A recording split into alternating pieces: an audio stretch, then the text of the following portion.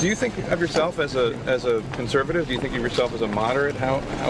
I'm a conservative, and I've governed as a conservative in this state, and I think that's what's led to some people disagreeing with me in our state, because it's generally a left of center blue state. Right. All right, folks, welcome back to the Steve Malzberg Show. That was Chris Christie on Election Day, prior to the election results, with Jake Tapper of CNN. Joining us now to talk about Christie and his victory and what it may mean or may not mean is Ramesh Ponnuru, Bloomberg View columnist, visiting fellow at the American Enterprise Institute, senior editor at National Review. Hello, Ramesh. How are you? Just great. Thanks for having me. It's my pleasure. Okay, so you say that Chris Christie's victory it can be kind of a roadmap or a guideline for conservatives going forward? Well, in particular, what I have in mind is that Christie was able to win a huge re-election in a deep blue state, even though he is a pro-lifer and an opponent of same-sex marriage. And he's the first pro-lifer to be the governor of New Jersey since Roe v. Wade came down. And that seems to me is a really a signal success that even people, you may not want to give him the Republican nomination on a platter, but that's something you should learn and study. Well, how much do you attribute the victory to, or how much of it is attributable to the fact that he was, he had Sandy. He had a natural disaster. He stepped forward. He angered Mitt Romney and lots of conservatives that'll always remember his hugging of Barack Obama. It's only a year removed from the whole Sandy episode. I think I live in Jersey. I think that may have played a part, especially with Democrats.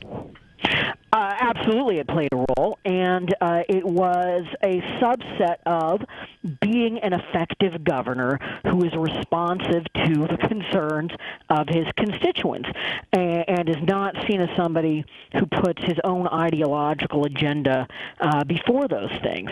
That is something, not every state is going to have a natural disaster of that scale, but that kind of responsivity is going to play well almost anywhere. All right, yeah, I don't know. Like you mentioned not handing him the nomination on a silver platter, unless, as Rand Paul told me yesterday, unless there is so many real true conservatives in the primaries that they split the vote.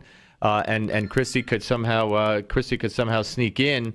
I don't see how Chris Christie wins primaries. I mean, truth be told, he's now in favor of in-state tuition for illegals. He believes global warming is real and it's man-made.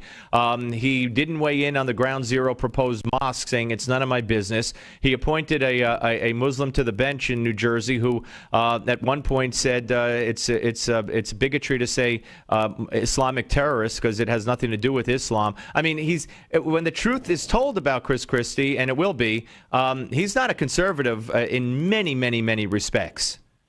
Well, look, those arguments are going to be made back and forth, and it'll ultimately be up to Republican primary voters to sort them out. I just would make 2 points. One, the scenario Rand Paul is talking about is that, there are a bunch of people vying for the true conservative slot in the primaries.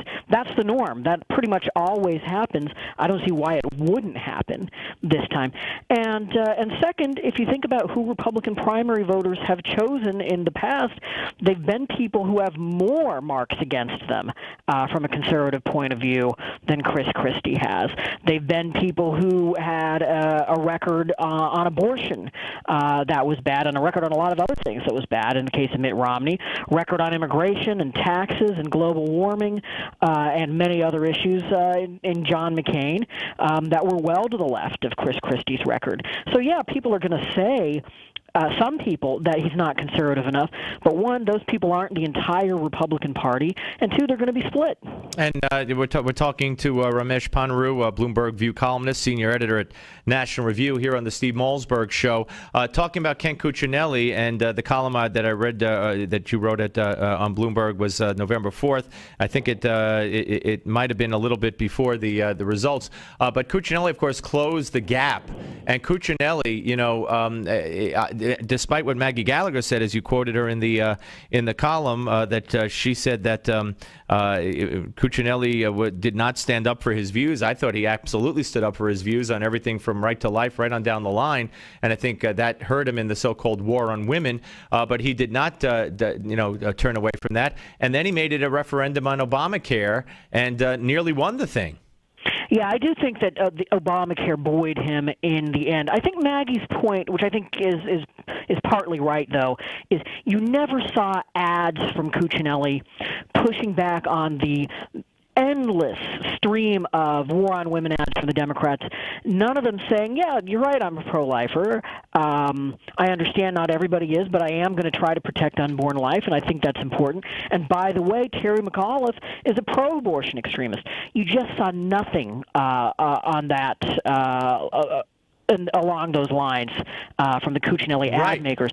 No, and Ramesh, that's something. Now, I don't know about that. I didn't live in Virginia, but I know that he was unabashedly pro-life and took a lot of heat for that. But you're right. See, I've argued all along that instead of conceding the so-called war on women, as they did in the Romney campaign, for instance, and giving up and not daring to mention abortion or right to life, what they should have done was contrast. Okay, hey, America, how shocked would you be to believe that you actually are more likely to agree with the Republican point of view and my point of view on life than the radical left wing of the Democratic Party and Obama and the platform of the Democratic Party, and then spell it out and let people decide.